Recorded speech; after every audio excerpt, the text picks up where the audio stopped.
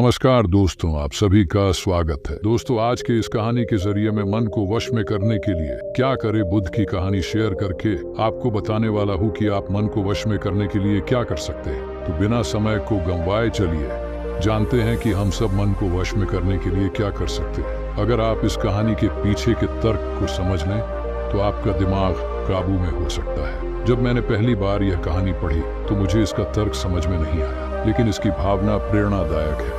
एक बार महात्मा बुद्ध किसी नगर से गुजर रहे। बुद्ध की नजर एक कपड़ा व्यापारी पर पड़ी जो उदास और निराश दिख। बुद्ध उसके पास गए और पूछा, हे भक्त, तुम इतने दुखी क्यों हो? यदि आप मुझे अपनी चिंता के बारे में बताएं तो मैं आपकी मदद कर सकता हूँ। कपड़ा व्यापारी ने बुद्ध को प्रणाम किया और उन्हें अंदर आमंत्रित किया। व्यापारी ने कहा कि जब से मेरी पत्नी की मृत्यु हुई तब से मेरे छोटे बेटे की देखभाल के लिए घर पर कोई नहीं है, इसलिए मैं हमेशा उसे अपनी दुकान पर लाता, लेकिन वह मेरी दुकान पर आने वाले हर ग्राहक की पगड़ी उतार देता और कभी कभी उनका बैग उठाकर बाहर फेंक देता। मैंने डाटा को बहुत समझाने की कोशिश की, लेकिन वह नहीं समझा। उसकी हरकतों से मेरे सभी ग्राहक अपमानित महसूस करते हैं और वापस चले जाते। बुद्ध ने कहा, मैं तुम्हारी मदद कर सकता हूँ, लेकिन तुम मुझसे वादा करो कि तुम मेरे किसी भी काम में हस्तक्षेप नहीं करोगे, न ही कोई सवाल पूछोगे। व्यापारी बुद्ध से एक वादा कर। अगले दिन बुद्ध पगड़ी पहनकर आए और ग्राहक की तरफ बढ़े। व्यापारी के बेटे ने आकर बुद्ध की पगड़ी उछाली। महात्मा बुद्ध मुस्कुराए और बोले,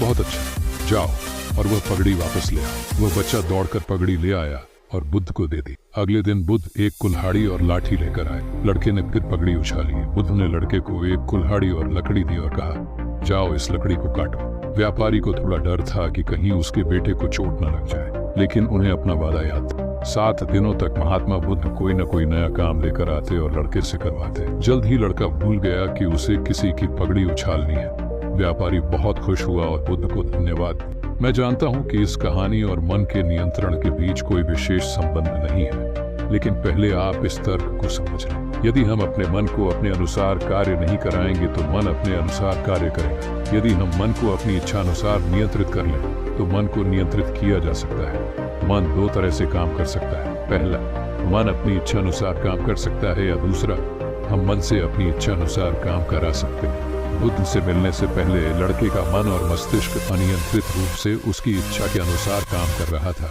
उसकी इच्छा के अनुसार काम कर रहा था, लेकिन बुद्ध ने लड़के से अपनी इच्छा के अनुसार काम कराया, जिससे उसकी आदतें बदल गईं। दोस्तों, हम आशा करते हैं कि आपको बुद्ध की यह कहानी पसंद आई हो।